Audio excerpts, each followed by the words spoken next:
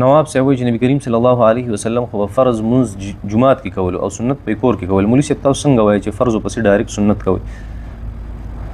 او آیت الکرسی به څنګه وایو؟ اذکار 33 پیری او 34 پیری. نواب صاحب محترم دې تذکره ما وکړه او ما دا نه دی ویلي چې فرض مونځ پسې به فورا سنت کې. ما دا وی چې فرض مونځ پسې به فورا سنت له پاسه. د دوه کې فرق دی مسله کې. او التما چې دینه کوم مخکې سوال او د فرض مونږ پس دعا کول یا سنت پس دعا کول التما دی وضاحت کو دا وګوره.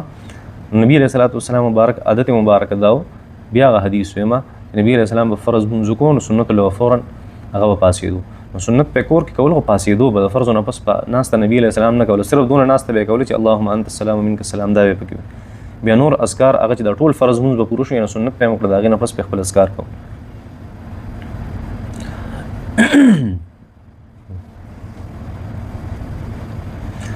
السلام علیکم ورحمۃ اللہ وبرکاتہ. مفتی صاحب محترم الله دې راته روغ لرا زړه مې ډیر څه غواړي چې ته ولیکم خو ستاسو ټایم قیمتي دی ټایم در نه خرابوم. زما سوال دا دی چې مونږ په دوران کې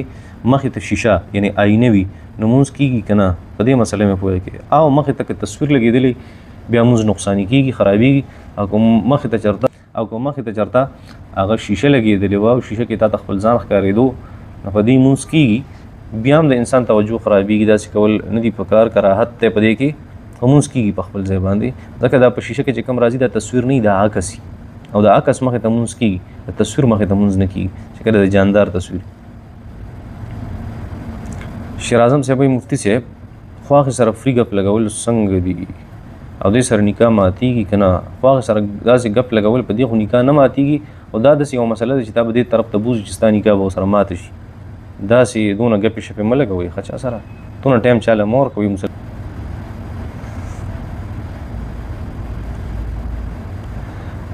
دا وایي چې مفتی صاحب د ښځو خپل د مور او د پلار قبر لتلو کې ګناه شتي او که نشتي؟ داسې مسله ده چې قبر تلو کې که نارینه ځي هلته او که زنانه ځي نو په دې کې څه ګناه نشته ځکه چې نبي کریم صلی الله علیه وسلم فرمایل صحیح حدیث دی چې كنت نهیتکم عن زیارة القبور الا فزوروها فانها تزهدکم فی الدنیا وتذکر الاخره. تاسو ما قبرونه زیارتونه منع کړي وي ولې تاسو په شرک او په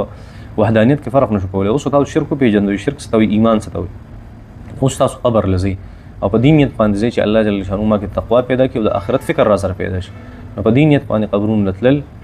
دې کې هیڅ قباحت هغه نشته نه سړي دپاره نه زنانه دپاره. خو زنانه دپاره طریقه دا ده چې زنانه به یوازې نه ځي زنانه به هلته خرافاتو له او دغه شانتي چغو له او ګریوان شلولو له او مخ په څپېړو والو له او جړاګانو له دې څیزونو له به نه ځي. او دویم شرط ولې دا دی چې خپل څوک محرم به ورسره ځي او داسې به نه ځي. ښه مفتی صاحب دوست راته ویل چې مفتی صاحب نه پوښتنه وکړه زه ګاډی اخلم د هغې قیمت 7 लाख دی خو زه یې په نیټه اخلم. ګاډي مالک وایي چې په نیټه یې اخلي بیا یو کال کې به 2 لک روپۍ سیوا راکړي یعنی 9 لکه به راکړي. دې کې څه ګناه شته که نه؟ دا د قسطونو کاروبار کې بیا ټیک دی که د قسطونو نه وي هغه وایي چې هر کال پې سیوا کېږي ته به بیا ماله 2 لک روپۍ سیوا راکړي بیا سود دی. نو د قسط لپاره قسط هغه یو اجماعي مسله د ټول امت چې یاره د قسط کاروبار دا جایز دی. هغه دا چې یاره زه ګاډی ستانه علمه په 7 लाख روپۍ باندې او که چېرته په قرض باندې او یو کال کې ته ماته د پیسې ختمې بیا به 9 लाख راکړې نو هېڅ نقصان په دې کې نشته جایز دي. نو که چېرته ټایم مقرري او پیسې مقرري بیا قسط هغه جایز دی. خو که ټایم او پیسې نه مقرر او هر ټایم پس هغې پسې پیسې وړي دا بیا سود دی ناروا دی. نواب صاحب بیا څه وایي مولوي صاحب چې امامتي په 30 بجې اکثر امام صاحب کسانو ته ویټ کوي چې لږ سیوا شي چې کسان لږ سیوا شي داسې کول جایز دي. ګوره چې کوم ټایم مقرر دی داسې مسله داسې ده که نه چې نبي کریم صلی الله علیه وسلم چې کله اذان به وشو نبي علیه السلام مبارک به راووتو او نبي علیه السلام که کسان به کوم نبي علیه السلام به لږ شان انتظار وکړو بیا به نبي علیه السلام مبارک مونځ ته مخکې شو جمع به یې ورکړه او که نه کسان به دونه و چې هغه جمع او پېښه ښکارېده بس هغې به ودرېده په هغه ساعت باندې مونځ ته او مونځ به یې وکړو نبي کریم صلی الله علیه وسلم. نه که داسې یو 2 طریقې دي چې په هغې کې ته انتظار کولی شي. یو طریقه دا چې څوک شته نه د امامتۍ نه ته بیا انتظار کوې. دویم دا چې یاره ډېر کسان هغه دغه دي را روان دي بس لږ شانتې په وخت کې خلل نه راځي خو بس چې هغه راورسي مونځ کوو نو بیا هم څه نقصان نشته. او دریم دا چې یاره امام صاحب هغه را روان دی او خلکو ته پته ده چې هغه را روان دی یا خپل اودس چارندام برابري یا خلکو ته ښکاره شو یا خلکو ته اندازه ده چې امام صاحب د کور نه راوځي اوس یو منټ نیم انتظار ورته مونږ وکړو نو دې کې څه نقصان هغه نشته. دا ټایم چې دی دا چې مقرر شوی 37 مثلا تاسو په سوال کې ویلي دا د سهولت لپاره دی. نو د دې ټایم نه مخکې والي وروسته والي په دې کې څه قباحت هغه نشته شرعاً قباحت پکې نشته. او سهولت کې د سهولت په باب کې په دې کې قباحت دی چې موږ به وروسته کې مخکې کې نه دی نه ځکه هغه سهولت بیا سمه زونه کړی تا کوم 30 ټایم مقرر کړی دی او صرف دونه دا که خپل امام ته انتظار کوي یا څه خلک را روان دي هغې ته انتظار کوي او هغه دا د نږدې دي بس دونه ټایم پرې نه لګي بیا هم څه قباحت نشته او که هسې بیا داسې هر چاته انتظار کوو پلان کې حاجي صاحب را روان دی پلان کې شیخ صاحب را روان دی پلان کې را روان دی دغه طریقه دا ټیک نه ده دا چې کوم سهولت ته مقرر کړی دی په هغې کې خلل دی نو دې سره بیا فساد جوړېږي په معاشره کې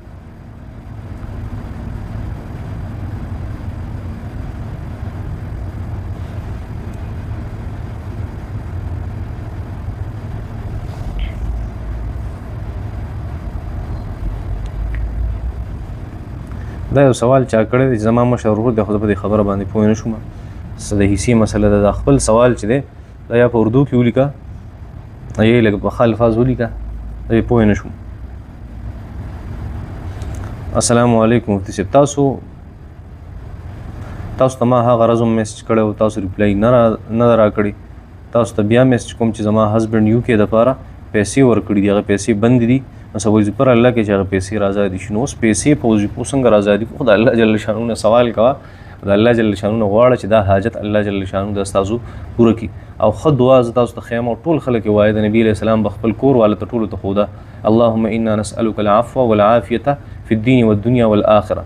دا دعا به نبي علیه السلام خپل صحابه ته ښوده دا دعا ډېره وایي نو انسان ته په ژوند کې اسانۍ راځي په دې کې السلام علیکم مفتی صاحب زما جی فی فنډ کې څومره چې پیسې جمع کیږي نو هغې باندې زکات او عشر راځي که نه راځي سیلري زما بس منتھلی ختم شي نو آیا په ما د سیلري عشر شته که نشته او که راځي پې نو څومره پیسې هغه په لاکو پورې راځي اولنۍ خبره خو دا د جی پی فنډ چې تاسو کوم یادوئ نو په دې کې چې څومره پیسې پرتې که نه د هغې تاسو مالکانان نه تاسو مستحق یې ګوره تملیک جدا شی دی ملکیت جدا شی دی ملکیت دا جدا شي دی او استحقاق دا جدا شي دی په جی پی فنډ کې چې کومې پیسې پرتې دي نو دا پیسې د دې خو تاسو مستحق یې خو د دې تاسو مالک نه او زکات په هغې پیسو باندې چې انسان د هغې مالکي نو په جی پی فنډ باندې په تاسو کې زکات په تاسو باندې په جی پی فنډ کې زکات هغه نشته دویمه خبره تاسو خبره کړې چې په دې باندې عشر او زکات په نغدو کې په سړي زکات راځي په دې کې عشر نه راځي عشر په فصلونو کې راځي ښه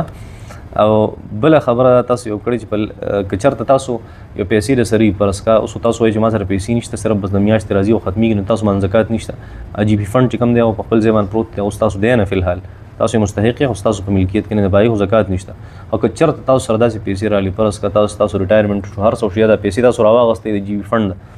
نو دا د سره وي نو بیا په لاکو پسې به تاسو 2,500 روپۍ ورکوئ اسانه خبره ده چې کومې پیسې تاسو سره دي نو هغه تقسیم کې په 40 باندې څه ترې راغلی د هغه ټولو پیسو هغه زکات